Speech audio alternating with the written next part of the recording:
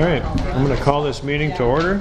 We'll start with the pledge. The flag is off over by the entrance.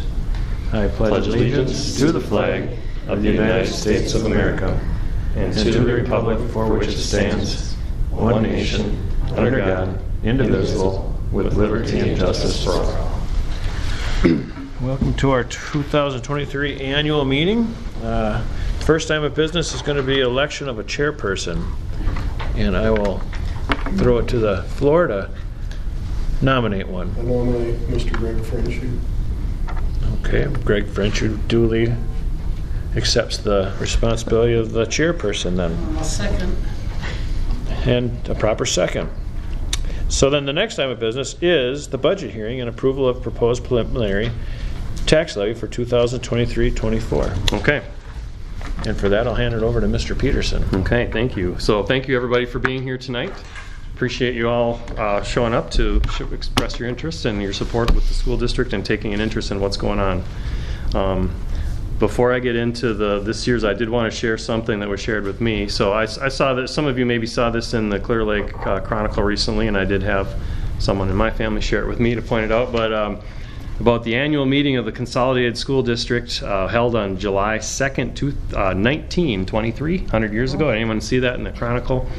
So annual meeting of the Consolidated School District was held on July 2nd in the building of the Consolidated School District with a good attendance of voters in the district. The reports of the officers were read and accepted. John N. Paulson, whose term of office as the chairman of the board expired this year, was re-elected to the office. The recommendation of the board for an appropriation of $20,000 for the ensuing school year was voted on favorably. So $20,000 to run the school district in 1923. There you go. 100 years later. All right, so thought that was pretty good, pretty interesting.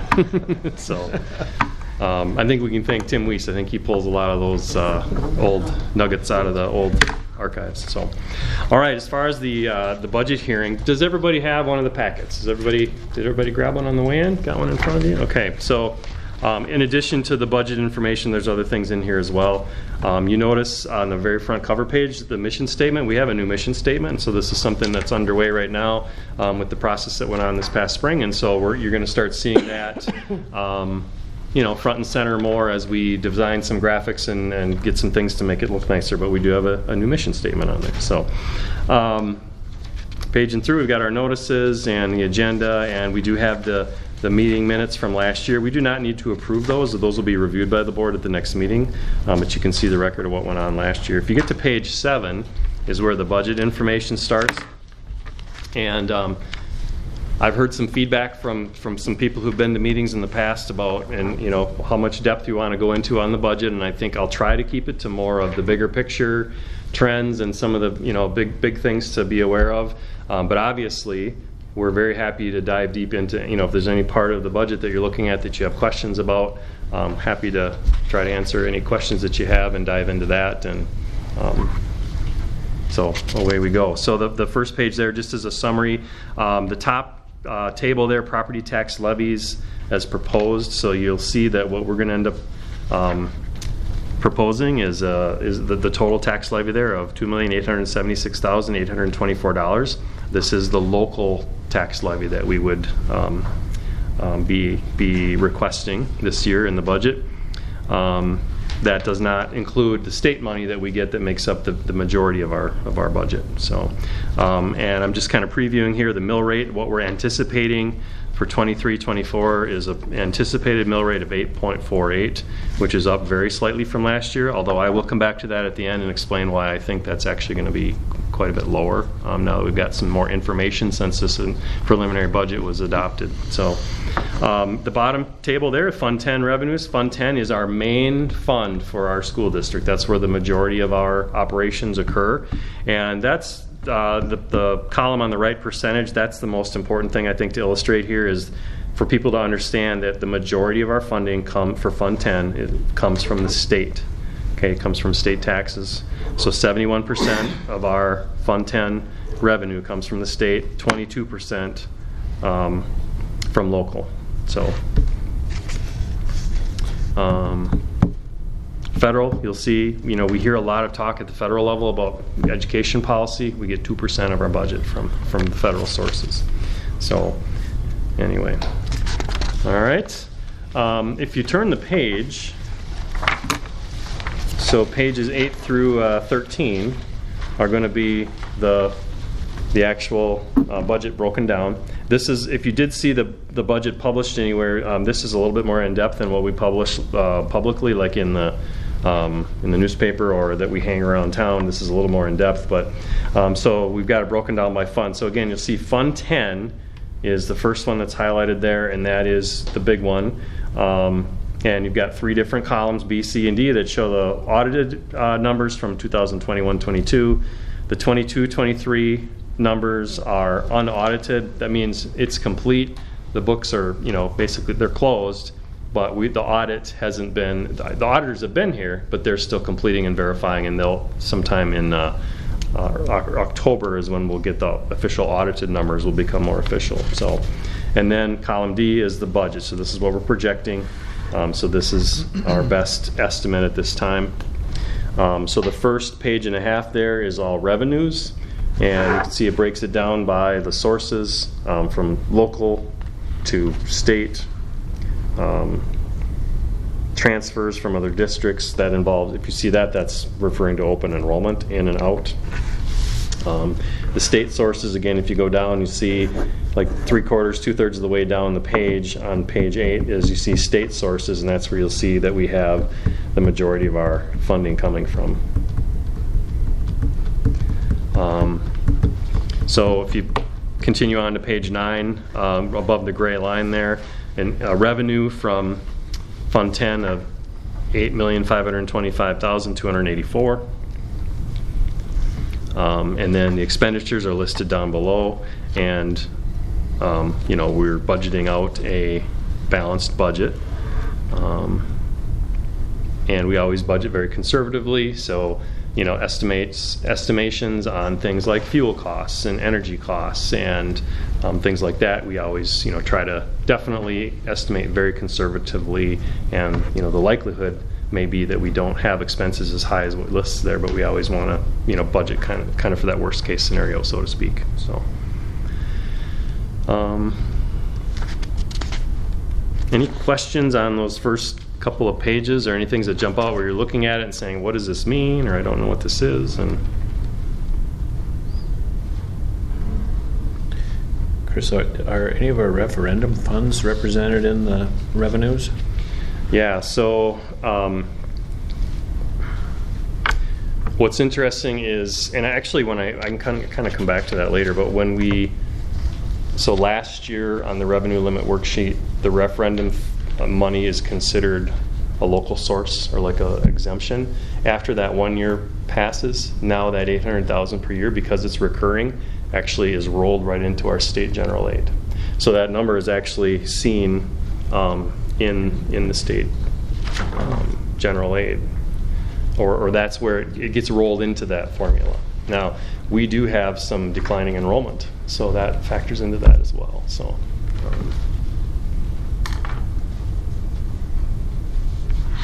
one thing that you'll notice too is under the revenues for last year, you notice that it's a higher number than this year, and I'll come back to this later as well, but we have had the federal ESSER money that's been part of our mix the last couple of years as well. So we have used some of those monies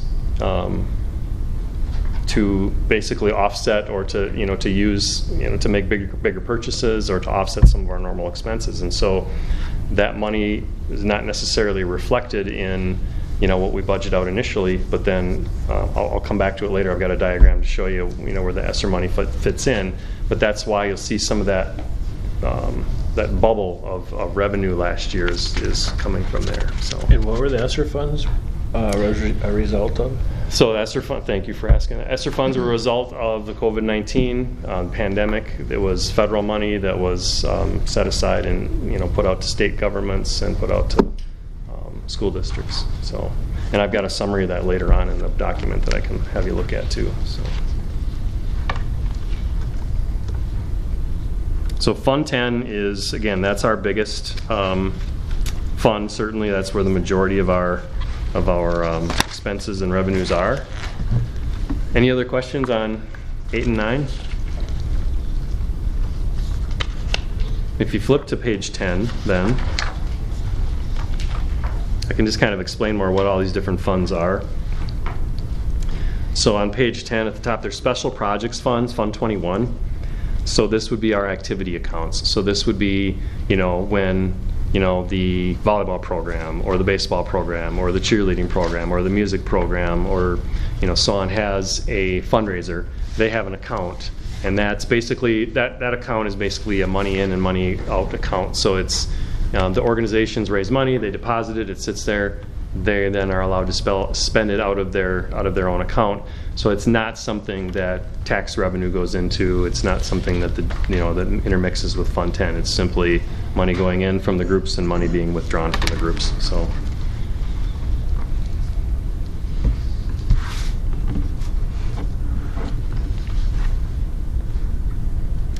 Special Education Fund is Fund 27. So this is one thing that's notable on this one is what you'll see where its beginning and ending fund balance is 0. So we're required by law, and Lori, is it federal law, I believe, right? That says we have to have a zero balance at the end of every year. So we cannot carry a fund balance in 27. Couldn't remember if it was federal or state, but yeah, it's federal. So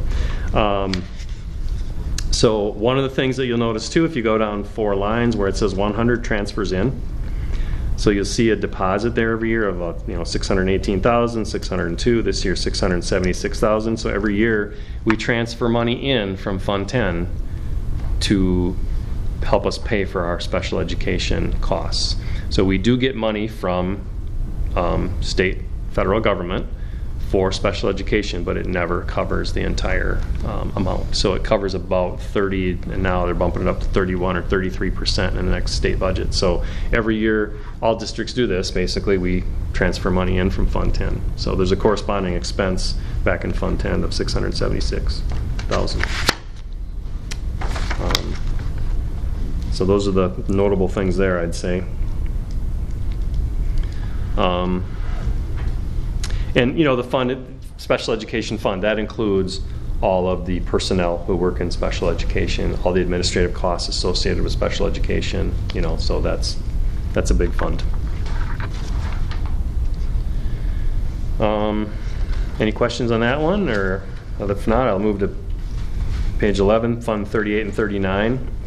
And there are 2 separate funds, but for whatever reason on this form, which is what the DPI asks us to use, they combine them into one. So Fund 38 is the energy efficiency exemption rule that we did in 2013. So this was a law that was on the books for just a few years, and then it went away. But if you recall, when we did the elementary and high school project, so this law allowed us to have a revenue limit exemption. So every year we levy an additional between $400,000 and $500,000+. It's varied over the years that we were allowed to when we passed that resolution and agreed to that back in 2013. So that's Fund 38. And then Fund 39 is the referendum that was passed back in 2013, again for the building project, mainly for the elementary, but also work was done here at the high school too. So that's Fund 38 and 39. And what this is reflective of here is the revenues come from Fund 38, that revenue limit exemption that we're allowed to draw. And then also Fund 39 is, again, local taxes as well. And it's usually a little over about $500,000 per year that we levy beyond what we normally would have been able to under the revenue limit, regular revenue limit. And so those are the local sources for that. That's local source money. And then the expenses are the principal and interest payments that are being done every year on those.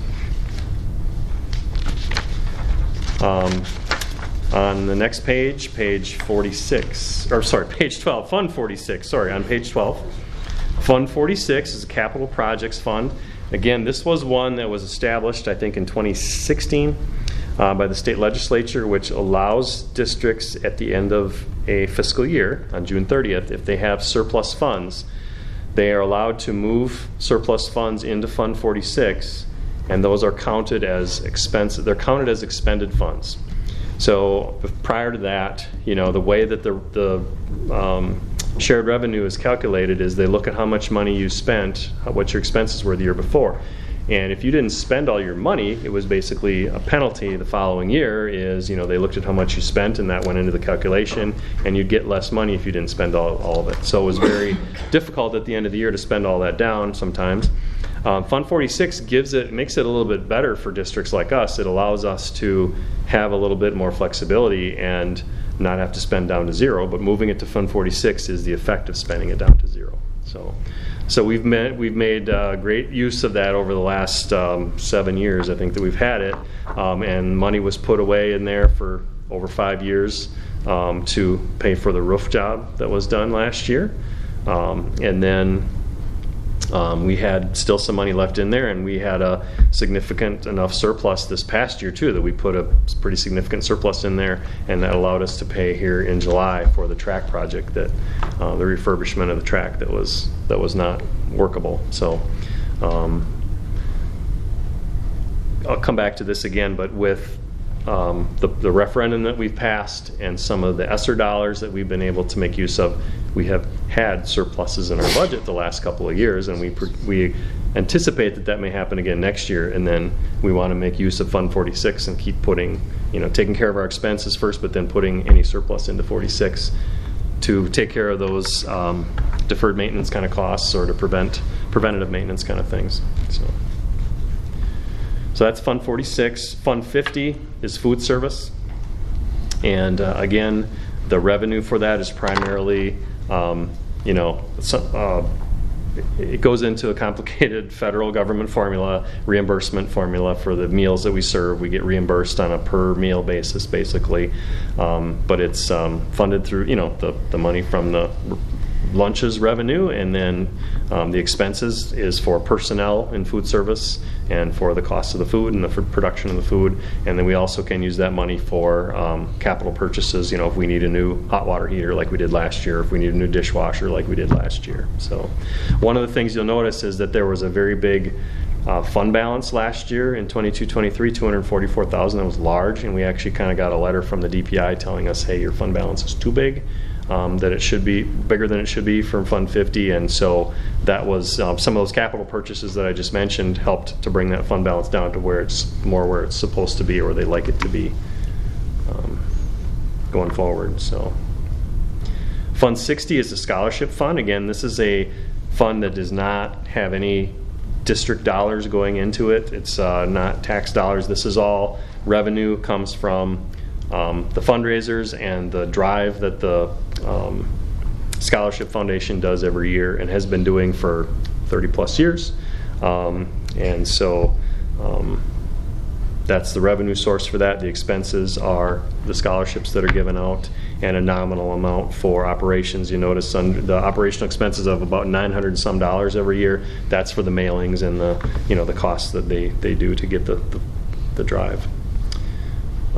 You'll also notice for last year there's an expenditure of $54,000. That's a lot bigger, and the reason for that is the Scholarship Foundation made a decision to withdraw some of the money that was in there and transfer it, in simple terms, transfer it to another investment account to try to take advantage of that. So that's why there's that large expense there. What that is they put it into a different investment. So. Community Service Fund is Community Education, Fund 80. And again, things that are in there would be all our community ed opportunities for kids with, hunter's education and ATV safety and swimming lessons and things like that. We're happy to say that we had swimming lessons again this summer for the first summer since the pandemic. We have a community ed coordinator again as of last winter with Wendy Scoggins. So that program is growing again, and I think will be thriving. So Community Service Fund also includes Junior Warriors childcare at the elementary school. That revenue from that program goes into there, and the expenses for the personnel goes out of there too. So that's included. So the next page on 13, all funds. So this is the total expenses and for all the funds put together. So again, Fund 10 is our biggest fund, and then everything total together is what's included here. And you'll see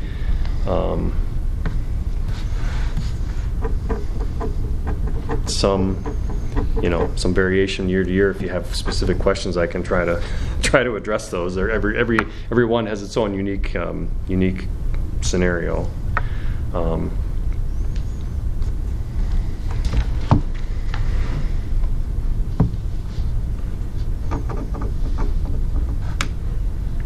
I think coming back to, some of the bigger picture with it is just talking about some of the, I guess I forgot I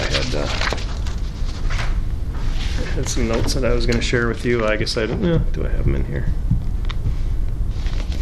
Anyway, the big things that are impacting our budget situation right now, would be the referendum that was passed a year ago.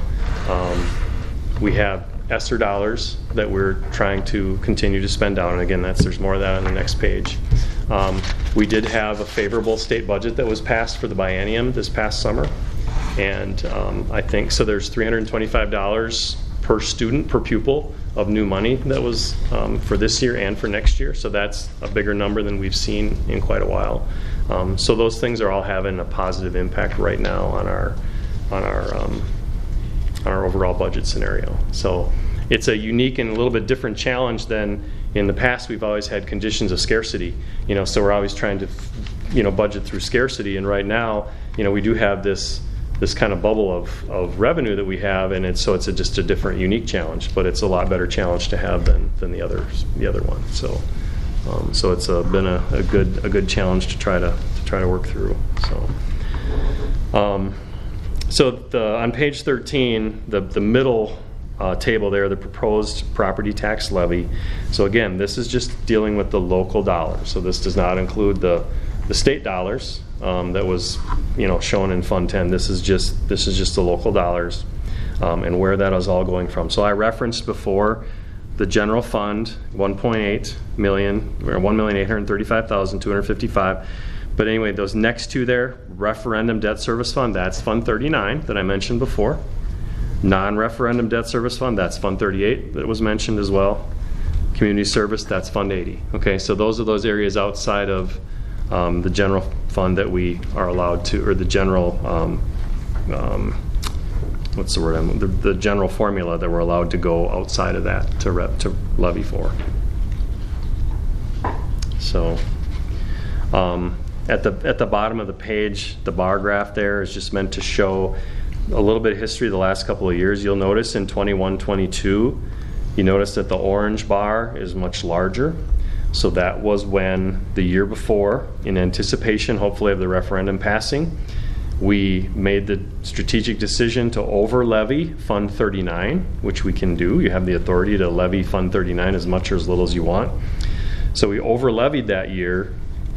Kept the mill rate flat by doing that, and then that allowed us to smooth in, if we did pass the referendum, it allowed us to keep the revenue and the mill rate from spiking up and down really rapidly. So that was some strategic planning that was done there. So, and then you see, like last year and this year, the general fund, there's just a slight uptick in expenses and revenues, or expenses, I guess we're looking at the levy here. What questions does anybody have any questions on stuff on page 13?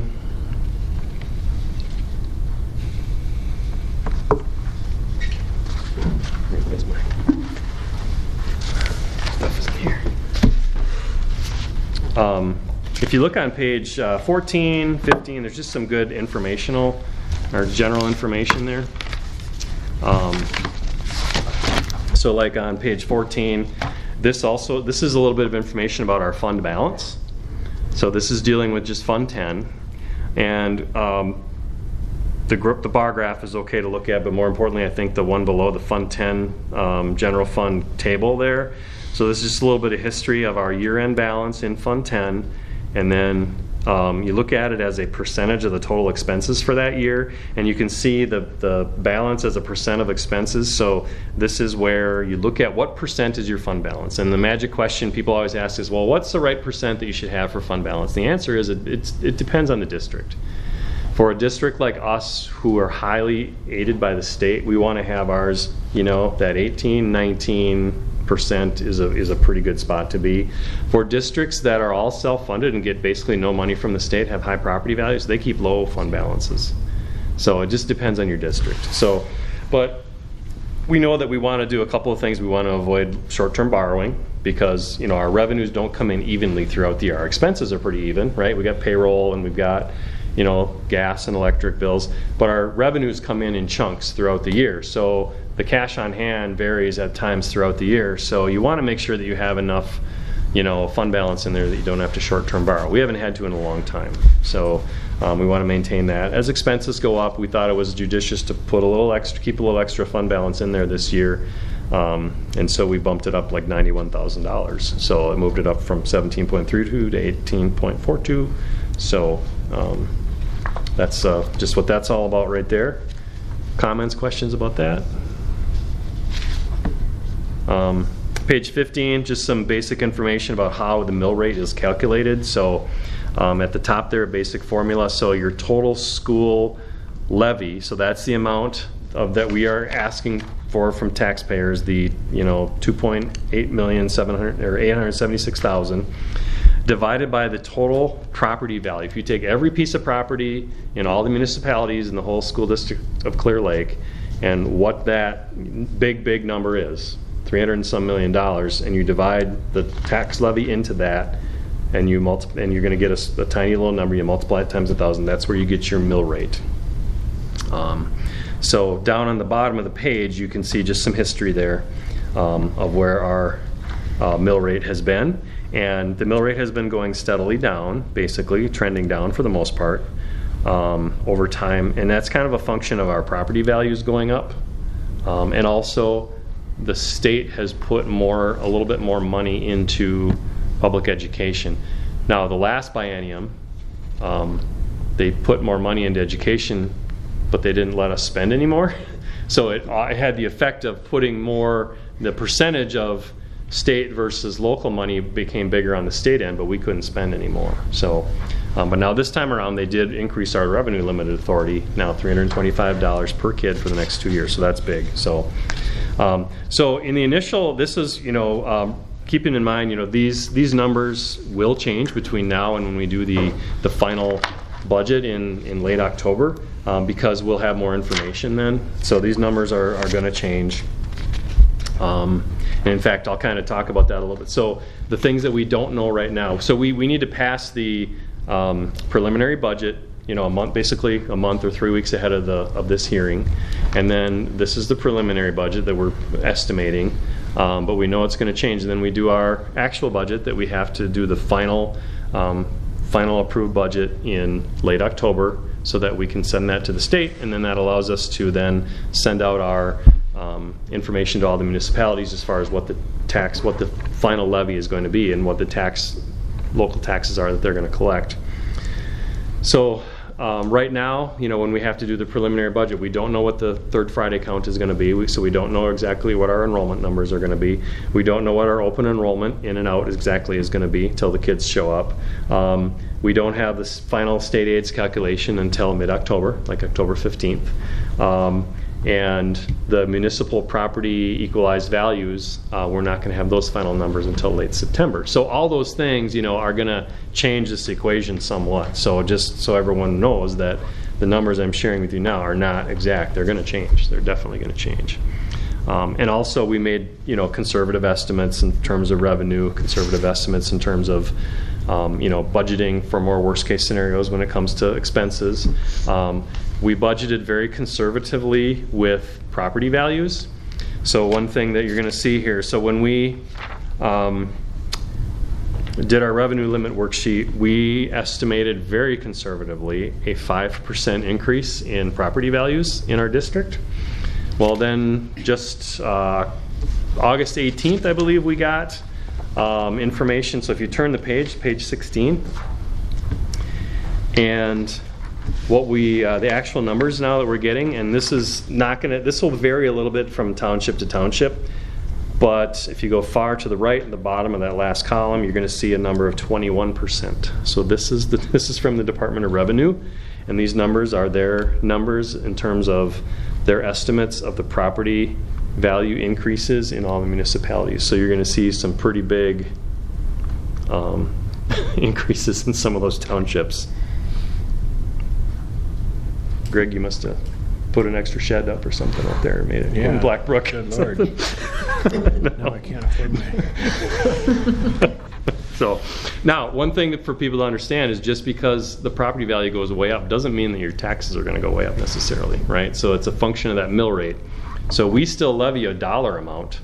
If the property value goes up, as the $69 million total for the whole district, the tax that we're asking for is still $2.8 million.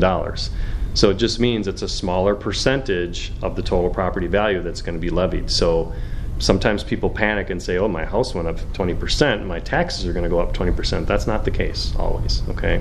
And it varies from township to township because some townships are a very small percentage of our district. Some townships are, almost near Town of Clear Lake, Village of Clear Lake are 100% in our district. So, it's going to vary based upon that as well.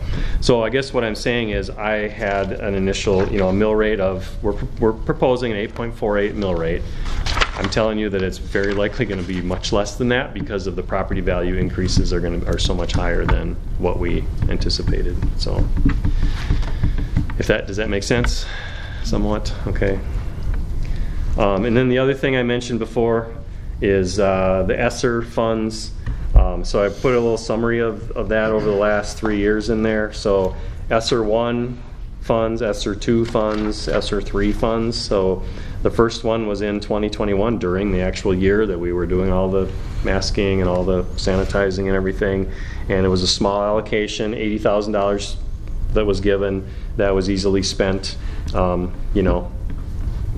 in a variety of ways. ESSER 2 funds, $335,000. Those needed to be spent out by, I think it was into this year, but we spent them out in 21-22. ESSER 3 is the big one. So you can see what we were allocated, a large amount of dollars, $753,000. And so we've been spending on those over the period of time. So this past year, we made a pretty good dent in spending that money down. It all has to be spent, or it all has to be allocated by June 30th of 24. So we have the rest of this year to spend down that money. It actually has to be spent by September 30th of next fall. So this is, again, what we're doing with ESSER money is trying to spend it on things that have a long-term impact, one-time purchases, things like technology purchases, curriculum purchases like textbooks, things like that. Those are kind of the highest priorities that we're trying to do. We've also spent some of it on personnel. So some of the assistance that we've had for helping kids with behavior issues or social and emotional issues in classrooms and throughout the district. Some of that is reflected in here. Some of the summer school money that we've spent. So. Educational technology in 22-23, the $154,000, that was a big purchase. So we updated our whiteboard technology, our touchscreen technology around the district. So every classroom in the district will have a new interactive board in it to replace the old ones. So long-term school, some of the summer school expenses, again, for teachers teaching remedial work, that's included in here too. I guess I outlined what our plans are for trying to continue to spend that down. So, questions on stuff on page 16?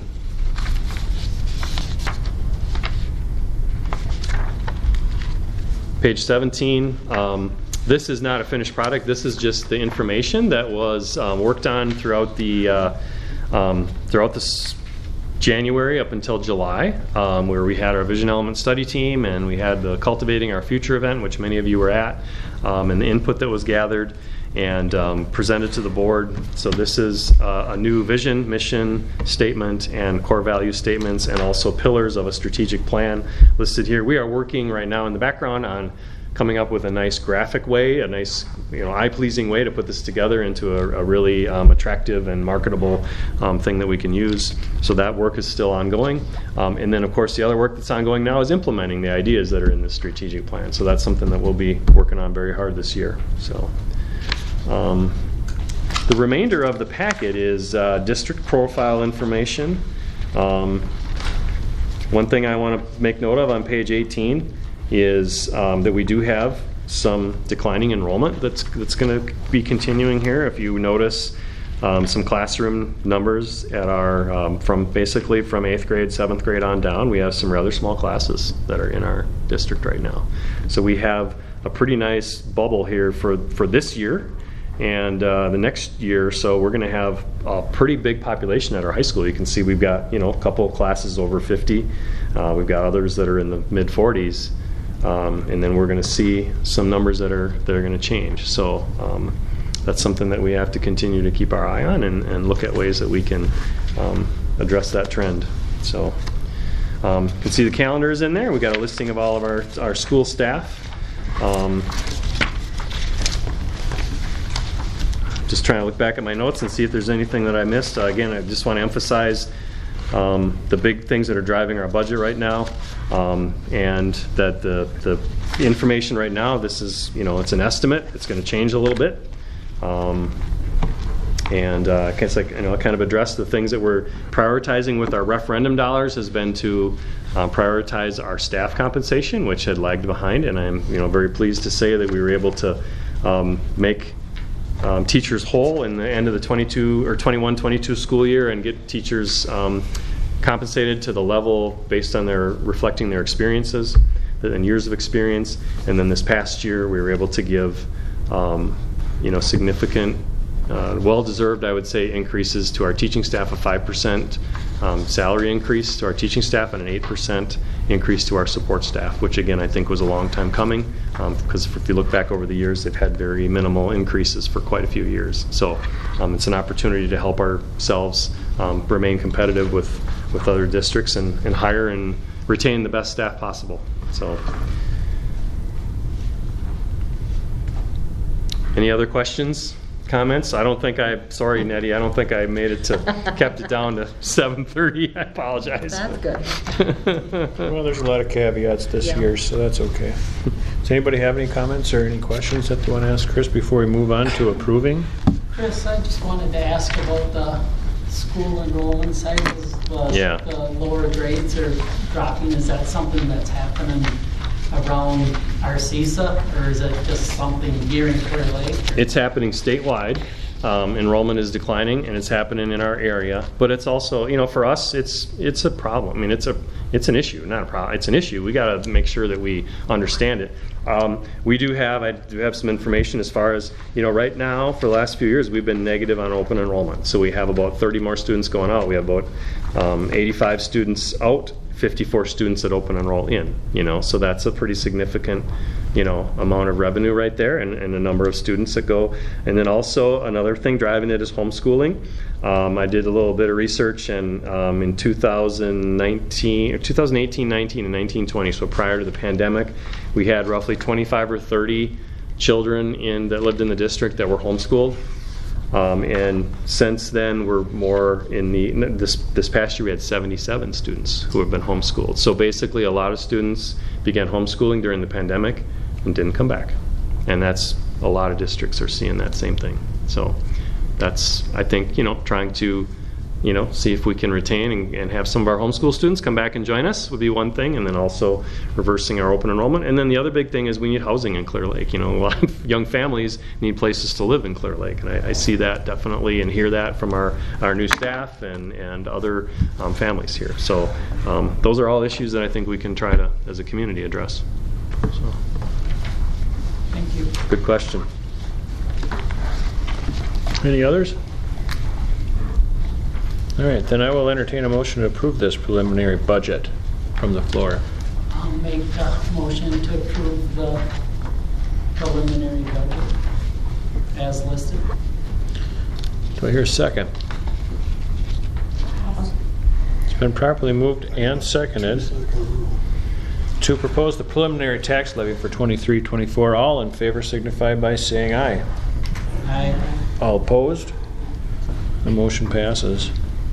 The next item of business is the 23-24 school board salaries, and I will entertain a motion. What are the current salaries? $2,600 a year.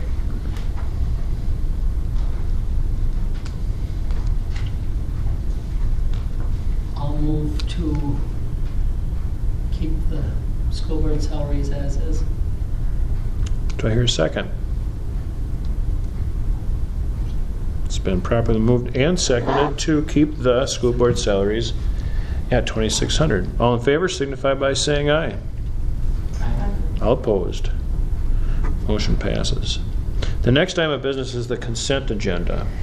And I'll list them off. We'll do them all in one shot. The consent agenda includes authorizing the operation of a school lunch program, authorizing the provision for student insurance, authorizing reimbursement of school board members for expenses incurred, authorize the board to transport students, authorize the prosecution of defense of any school litigation. I will entertain a motion. Move to approve the consent agenda. It's been properly moved and seconded to approve the consent agenda. All in favor signify by saying aye. Who was the second there? Who was second? Lorna. Okay, thank you. All opposed? Motion passes. The next item agenda is the State of the District reports.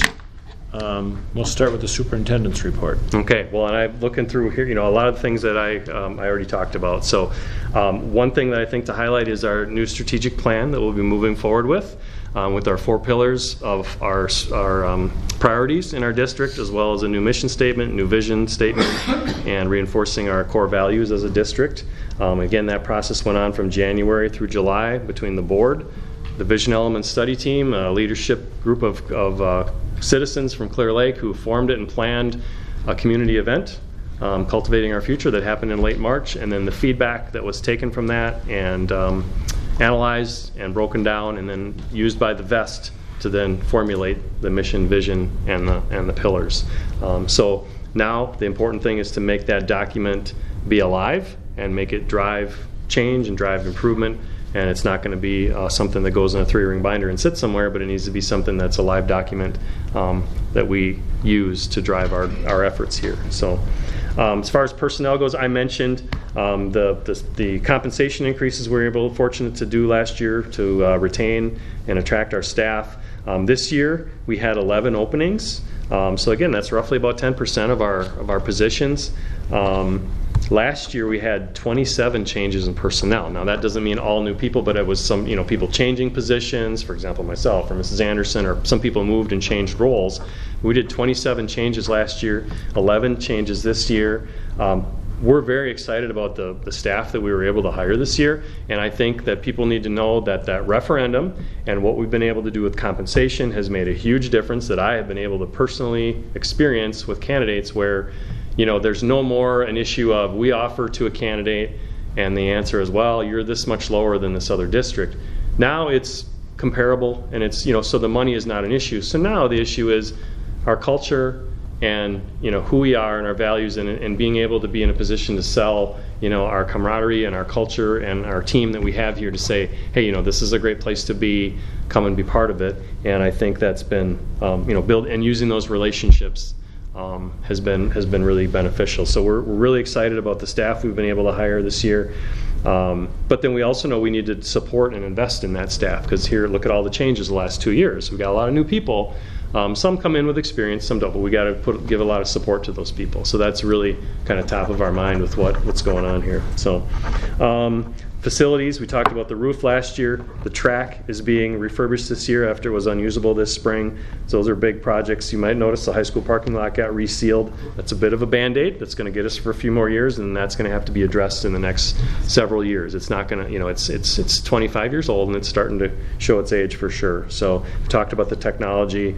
Again, with facilities, want to compliment our custodial staff.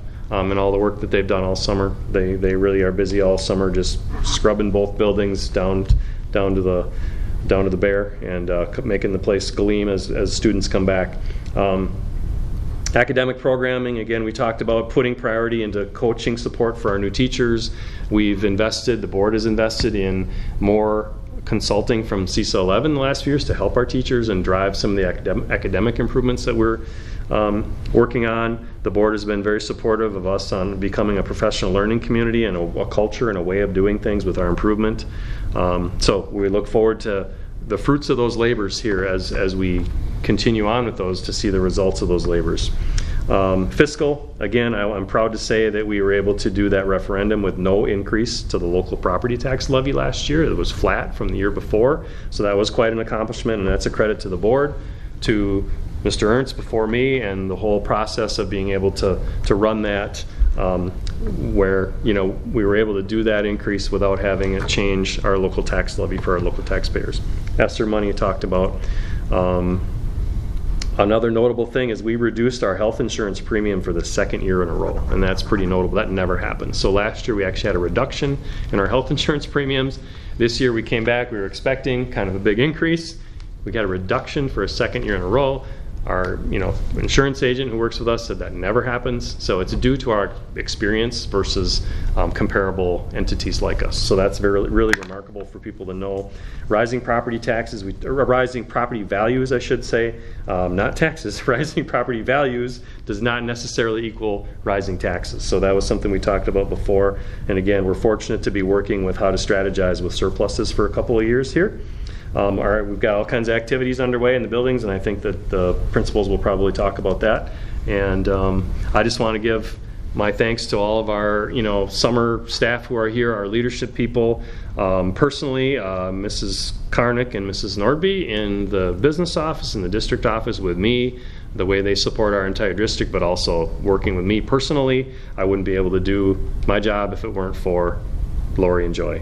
And then also our whole admin team, Mr. Melberg, Mrs. Anderson, Mrs. Powers, our Director of Special Ed, and then all our department leaders, Tom Osmondrud with Transportation and Facilities, and Bo Osmondrud with IT and Technology, and then outgoing Penny Kobernick, and now incoming Tara Petter, our new Food Service Director, again, complimenting them as well on the job that they do to be prepared for kids to come in next week. So very, very proud of all of them. Very fortunate to have a great team that we do here in Clear Lake. So it's a privilege to serve in this position, and a privilege to work with the people who are here, and a privilege to work with all the kids in Clear Lake. So thank you. So Very good. Thank you, Chris. Okay. I'll reiterate a couple of things that Mr. Peterson said already too. Is a shout out to Tom Osmondrud and his crew. This building is ready to go. We had 7th graders in the building today for Camp Junior High. We've got teachers coming in tomorrow, and obviously school starting the following week. When you walk through this building, you forget that it's 25 years old, because it does still feel like it's relatively new, and that's thanks to Tom and his crew and the work that they put in. It's always fun when the students leave at the last day of school. That crew moves in, and every room gets emptied out, and the hallways get filled up, and as Chris said, they scrub it down and put it all back together, spend the summer putting it back together, and here we are ready to go again. So appreciate the work that they do. We've got fall sports in full swing: football, volleyball, and cross country. Participation levels in all 3 are up, which is a sign of good, healthy programs. Most of our clubs will get going as soon as we start school back in September. Staffing-wise, we are fully staffed, and I'm going to name the 6 new staff members that are starting, teaching staff that are starting in this building. 5 of the 6 are fresh out of college, so we're excited about the energy that these individuals are going to bring to this building. So Caitlin Nelson will be teaching ELA, Amy Zingzheim in science, Brianna Larson in math, Josiah Vitalis is our new band director, and Drew Lukey is our new art teacher. And then the last one is Janine Smetna, and if that name sounds familiar, it's because Janine was high school sped here a few years ago, left to get closer to family in Minnesota, and decided to come back. And that's another example of a teacher that wants to come back because this is where they want to teach. So we're excited to have Janine back in the building. As far as the school year goes, we're ready to go. We're going to see a few changes to our RAP, that's our RTI time, or our response intervention time at the end of the day. These changes are going to provide all of our students with more opportunities for academic interventions and also extensions for many of our students. So we're excited about those changes coming. And then, as Chris mentioned, as far as the strategic plan goes, admin team met with Brent Sarin last week. Kind of feel like the baton has been passed from the community through the board to us to to run with this, and we're excited about that work and to get going with it. So, thank you. Is Brad still going to keep meeting with staff, and he's still connected with all this? He will be. Yep, he's going to support us through the board agreed to allow him to continue working with us through this year. He's going to be supporting us to implement the plan. Yep.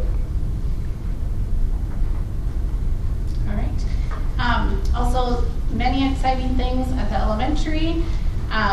We didn't have any elementary classroom teacher openings, so we have every classroom teacher, JK 6th grade back.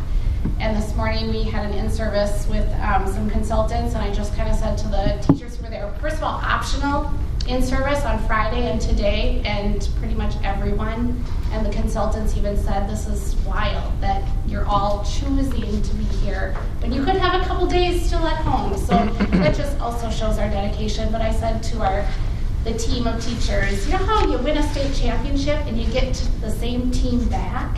We're in repeat year, so we're super excited to repeat some of the great things that we've been working with. With that, we are adding some really great staff and quality staff, a lower grade SPED teacher, Alyssa Casilius, a paraprofessional, Heidi Martin, and a junior Warriors assistant, Heather Swanson. So we're just super excited. All have great experience in their relative areas. Many pieces are in place to support our students. We are having that recharge room again, which is that room in the early childhood wing, but it's open for JK 6th grade. It's a place where kids can go to just kind of work on some skills of regulation. It's not a place that kids go when they are escalated or really struggling. It's places to go when you just have a scheduled time to work on how to work through difficult situations. And it's fully staffed by trained paras under kind of the guidance of our school counselor, Jamie Donat. We also have Title I paraprofessionals this year.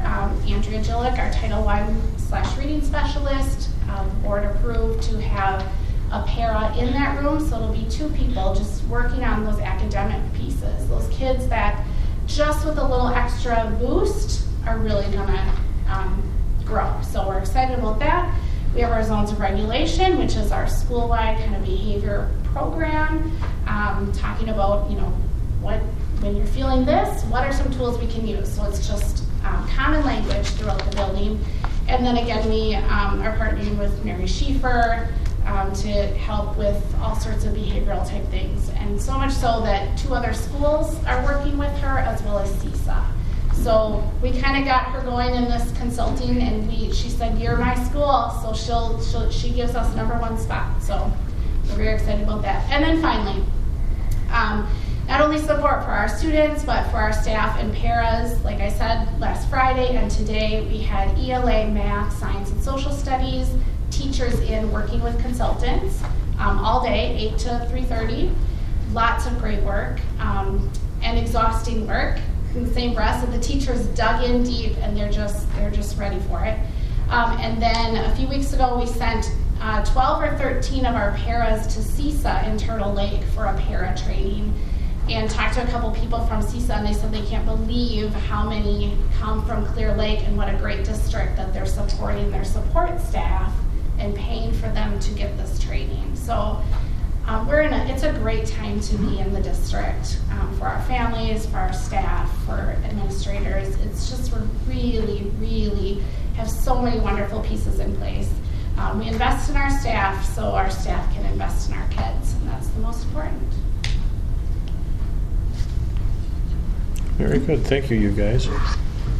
The next item of business is to authorize the board to set the future annual meeting date.